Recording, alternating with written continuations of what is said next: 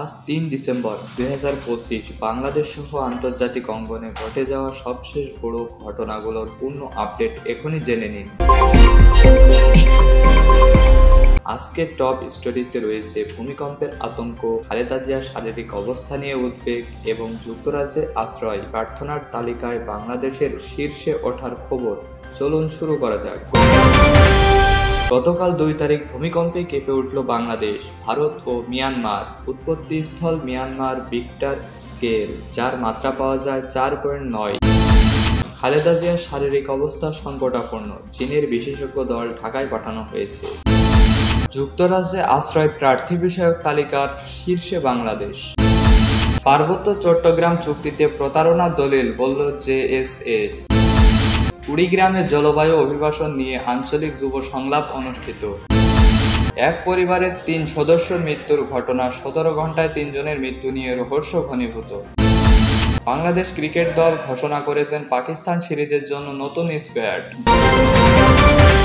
ভূমিকম্পে আবারও কেঁপে উঠল বাংলাদেশ, রাতের বেলা আতঙ্ক ছড়ালো উপকূলীয় এলাকায়। গতকাল ২ তারিখ প্রায় রাত ১২টা ৫৫ মিনিটে হঠাৎ করেই ভূমিকম্প অনুভূত হয় বাংলাদেশে। ভারত এবং মিয়ানমারের বেশ কিছু অঞ্চলে রিক্টার স্কেলে এর মাত্রা ছিল ৪.৯। উৎপত্তিস্থল মায়ানমারের হালাম অঞ্চল, গভীরতা ছিল প্রায় ১০৬ কিলোমিটার। বাংলাদেশের কক্সবাজার, রাঙামাটি, বান্দরবান, খাগড়াছড়ি এবং চট্টগ্রাম শহরের বহু মানুষ হঠাৎ এই কম্পনের ঘর থেকে বের হয়ে আসে। বেশ কিছু জায়গায় ভবন দোলার মতো অনুভূত হয়েছে, যদিও এখন পর্যন্ত বড় কোনো ক্ষতির খবর পাওয়া যায়নি। বিশেষজ্ঞরা বলছেন এটি মূল ভূমিকম্প নাকি বড় ভূমিকম্পের আগে সতর্ক সংকেত এখনই নিশ্চিত করা যাচ্ছে না। আরও একটি উদ্বেগজনক তথ্য হলো মিয়ানমার বাংলাদেশ বর্ডার আঞ্চলিক একটি সক্রিয় ফল্ট লাইনে অবস্থান করছে, যেখান থেকে ভবিষ্যৎ ৭ থেকে ৮ মাত্রার বড় ভূমিকম্প হওয়ার সম্ভাবনা বহুদিন ধরে বিশেষজ্ঞরা বলে আসছে।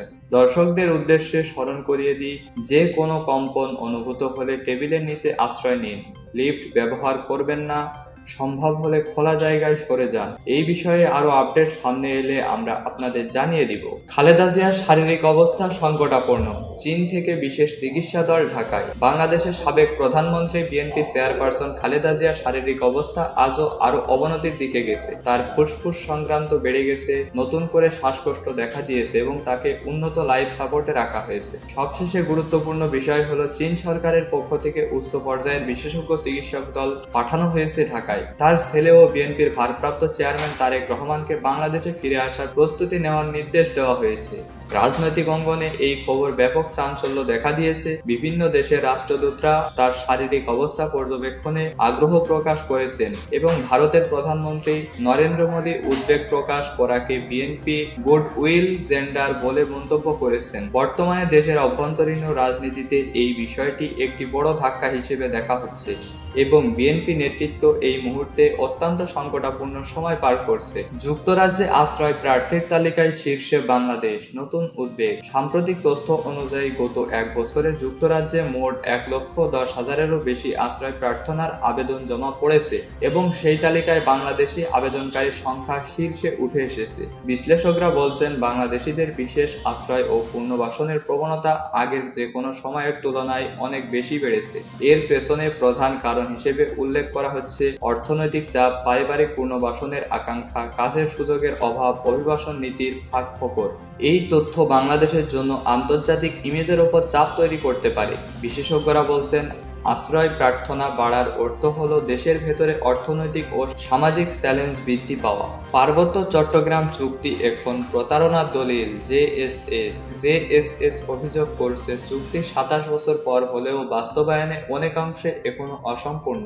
এতে পাহাড়ে ক্ষোভ বাড়ছে এবং নতুন করে উত্তেজনা তৈরি হয়েছে। কুড়িগ্রামে জলবায়ু অভিবাসন বিষয় যুব সংলাপ। জলবায়ু পরিবর্তনের সবচেয়ে বেশি ক্ষতিগ্রস্ত অঞ্চলের একটি কুড়িগ্রাম। এখানে ক্ষতিগ্রস্ত যুবদের নিয়ে একটি আঞ্চলিক সংলাপ অনুষ্ঠিত হয়েছে, যেখানে ভবিষ্যৎ কর্মসংস্থান, পুনর্বাসন ও পরিবেশ সুরক্ষা নিয়ে আলোচনা হয়। একই পরিবারে ৩ জনের মৃত্যু, রহস্য বাড়ছে। ১৭ ঘন্টার ব্যবধানে একই পরিবারে ৩ জন মারা যাওয়ায় এলাকায় চাঞ্চল্য।